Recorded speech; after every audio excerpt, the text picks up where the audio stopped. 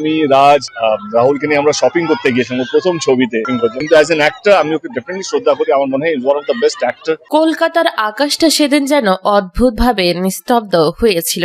বাতাসে ছিল এক অজানা ভারী অনুভূতি, যেন শহরটা নিজেই শোক পালন করছে। শ্মশান ঘাট থেকে ফিরছে মানুষের ভিড়, কিন্তু সেই ভিড়ের মধ্যেই একা হয়ে পড়েছেন প্রিয়াঙ্কা। সাদামাটা কুর্তি, এলোমেলো চুল, চোখে অদ্ভুত শূন্যতা। তাকে দেখে কেউ বিশ্বাস করতে পারছিল না এই সেই প্রাণবন্ত অভিনেত্রী। গাড়ি থেকে নামতেই চারপাশে ভিড় জমে যায়। ক্যামেরার ফ্ল্যাশ, ফিসফাস, কান্নার শব্দ, সবকিছু মিলিয়ে যেন এক অদ্ভুত বিশৃঙ্খলা। কিন্তু প্রিয়াঙ্কা কিছুই শুনছেন না। তিনি যেন নিজের ভেতরে হারিয়ে গেছেন। ঠিক তখনই সামনে এসে দাঁড়ান দেব, বহুদিনের সহকর্মী, বন্ধু, আর এই কঠিন সময়ে একমাত্র ভরসা।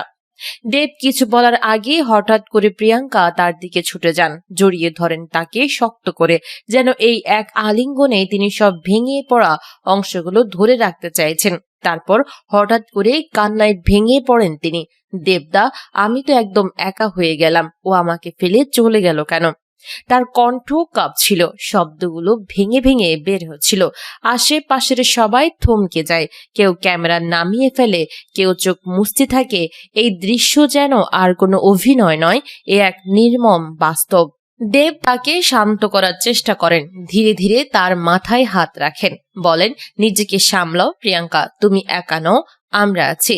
কিন্তু প্রিয়াঙ্কা যেন শুনতেই পাচ্ছেন না। কাল রাতেও কথা হলো, জানো দেবদা, বলল সব ঠিক হয়ে যাবে, আমরা আবার শুরু করব। আমি বিশ্বাস করেছিলাম, আমি অপেক্ষা করছিলাম।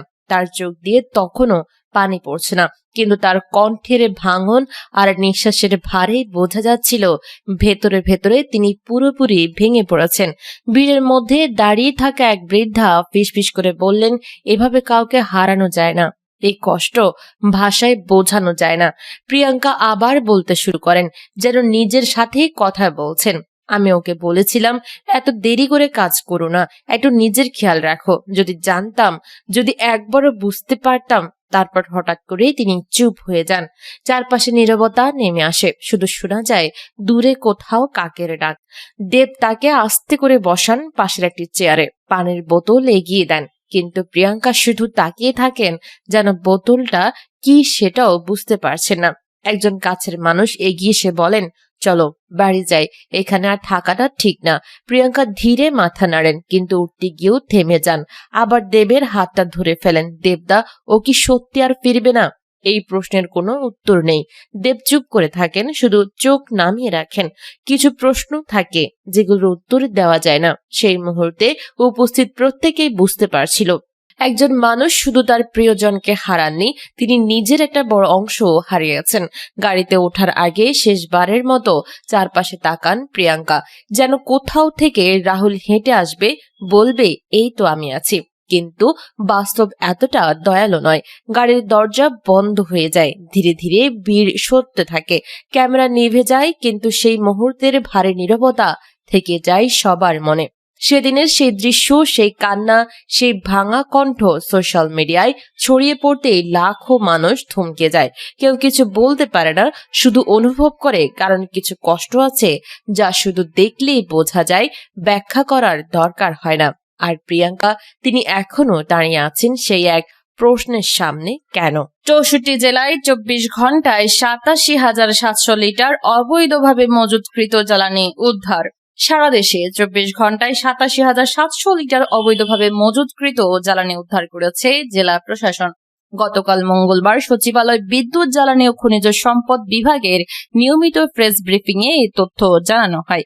এ সময় জ্বালানি ও খনিজ সম্পদ বিভাগের যুগ্ম সচিব মনির হোসেন চৌধুরী সাংবাদিকদের জানান, 64 জেলার জেলা প্রশাসন থেকে প্রাপ্ত তথ্য অনুযায়ী 391টি অভিযান পরিচালনা করে 191টি মামলায় সর্বমোট 9,35,070 টাকা অর্থদণ্ড আরোপ করা হয়। এ সময় সাতক্ষীরা জেলায় একজনকে 2 মাসের, চাঁদপুর জেলা একজনকে 1 বছর, গাজীপুর জেলা একজনকে 1 মাসের কারাদণ্ড দেওয়া হয়েছে। 64 জেলা থেকে অবৈধভাবে মজুতকৃত ডিজেল 67,400 লিটার, অকটেন 6,444 লিটার এবং পেট্রোল 13,856 লিটার সহ সর্বমোট 87,700 লিটার জ্বালানি উদ্ধার হয়েছে। এছাড়া জ্বালানি ও খনিজ সম্পদ বিভাগের ম্যাজিস্ট্রেটগণ মহানগরীর উত্তরা বেড়িবাঁধ, গাবতলী, আমিন বাজার সহ অন্যান্য এলাকায় তাদের নিয়মিত অভিযান অব্যাহত রেখেছেন এবং জ্বালানির সরবরাহ পরিস্থিতি পর্যবেক্ষণ করছেন। এ সময় দাউর উত্তরার বেড়িবাঁধ এলাকায় রাস্তার পাশে উন্মুক্ত জ্বালানি তেল বিক্রি করতে দেখা যায়। মোবাইল কোর্টের গাড়ি দেখা মাত্র দোকানদার পালিয়ে যায়। ওই দোকান থেকে 100 লিটার ডিজেল ও 10 লিটার অকটেন উদ্ধার করা হয়। এই ডিজেল ও অকটেন নিকটবর্তী ফিলিং স্টেশনের মাধ্যমে গ্রাহকদের নিকট বিক্রি করা হয় এবং বিকৃত অর্থ চালানের মাধ্যমে সরকারি কোষাগারে জমা করা হবে। ব্রিফিং এ আরো জানানো হয়, 27 মার্চ জ্বালানি ও খনিজ সম্পদ বিভাগের সচিব মোহাম্মদ সাইফুল ইসলামের সভাপতিত্বে অনুষ্ঠিত অনলাইন সভায় সিদ্ধান্তের আলোকে সারা দেশের সকল পেট্রোল পাম্পের জন্য একজন করে ট্যাগ অফিসার নিয়োগ করা হয়েছে। ঢাকা ও চট্টগ্রাম মেট্রোপলিটন এলাকায় বিপিএসসি ট্যাগ অফিসার নিয়োগ করেছে। ঢাকা ও চট্টগ্রাম মেট্রোপলিটন এলাকা ব্যতীত জেলা ও বিভাগীয় শহরে সংশ্লিষ্ট জেলা প্রশাসকগণ ও উপজেলা পর্যায়ে উপজেলা নির্বাহী অফিসারগণ তাদের অধিক্ষেত্রাধীন প্রতিটি পেট্রোল পাম্পের জন্য একজন সরকারি কর্মকর্তাকে ট্যাগ অফিসার হিসেবে নিয়োগ করেছেন। ট্যাগ অফিসারগণ জ্বালানি ও খনিজ সম্পদ বিভাগ বিপিসি নির্ধারিত পদ্ধতিতে কাজ করবেন। প্রয়োজন মতো ঊর্ধ্বতন কর্তৃপক্ষের নির্দেশনার আলোকে পদক্ষেপ নেবেন ও প্রতিবেদন পেশ করবেন। ফুটপাত ও সড়ক দখল মুক্তে ডিএমপির কঠোর অভিযান শুরু আজ। রাজধানী ঢাকার ফুটপাত ও সড়ক দখল মুক্ত করে জনদুর্ভোগ কমাতে আজ বুধবার থেকে কঠোর অভিযান শুরু করেছে ঢাকা মেট্রোপলিটন পুলিশ। ডিএমপির ট্রাফিক বিভাগ জানিয়েছে, মহানগরের ট্রাফিকের 8টি বিভাগের মধ্যে রমনা বিভাগ থেকে এই অভিযান শুরু হয়ে পর্যায়ক্রমে গুলশান বিভাগ পর্যন্ত পরিচালিত হবে। রাজধানীর সড়ক ও ফুটপাত দখল করে গড়ে ওঠা বিভিন্ন দোকান, রেস্টুরেন্ট, ওয়ার্কশপ ও ব্যবসা প্রতিষ্ঠানের বিরুদ্ধে ম্যাজিস্ট্রেটের নেতৃত্বে ভ্রাম্যমাণ আদালত পরিচালনা করা হবে। ডিএমপির ট্রাফিক বিভাগের অতিরিক্ত পুলিশ কমিশনার মোহাম্মদ আনিসুর রহমান জানান, এ অভিযান সাধারণ হকারদের বিরুদ্ধে নয়। মূল লক্ষ্য সেই সব প্রভাবশালী ও সামর্থ্যবান ব্যবসায়ী যারা রেস্টুরেন্টের কিচেন, গ্রিল বা কাবাব মেশিন, গাড়ির ওয়ার্কশপের টায়ার যন্ত্রপাতি, আসবাবপত্র কিংবা পোশাকের দোকানের মালামাল ফুটপাত ও সড়কে রেখে জনপদ দখল করে রেখেছেন। বৈধ সীমার বাইরে যারা অতিরিক্ত জায়গা দখল করে ব্যবসা করছেন তাদের উচ্ছেদ করা হবে। এর আগে গত 23 মার্চ ডিএমপির ভারপ্রাপ্ত কমিশনার মোহাম্মদ সরওয়ার স্বাক্ষরিত এক গণবিজ্ঞপ্তিতে সংশ্লিষ্ট সবাইকে স্বেচ্ছায় দখল ছাড়ার আহ্বান জানানো হয় এবং 1 এপ্রিল থেকে কঠোর ব্যবস্থা নেওয়ার হুঁশিয়ারি দেওয়া হয়। বিজ্ঞপ্তিতে বলা হয়, এসব অবৈধ দখলের কারণে পথচারীদের চলাচল ব্যাহত হচ্ছে, দুর্ঘটনার ঝুঁকি বাড়ছে এবং কৃত্রিম যানজট সৃষ্টি হচ্ছে।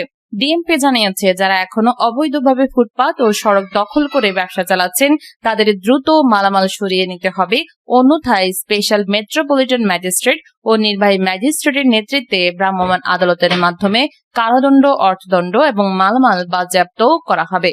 একই সঙ্গে হকারদের জন্য নির্ধারিত এলাকায় হলিডে মার্কেট ও নাইট মার্কেট চালুর প্রস্তুতিও চলছে বলে জানিয়েছে ডিএমপি। সংশ্লিষ্টরা বলছেন, এই উদ্যোগ বাস্তবায়িত হলে একদিকে যেমন ফুটপাত দখল কমবে, অন্যদিকে হকারদের জন্য বিকল্প কর্মসংস্থানের সুযোগ তৈরি হবে।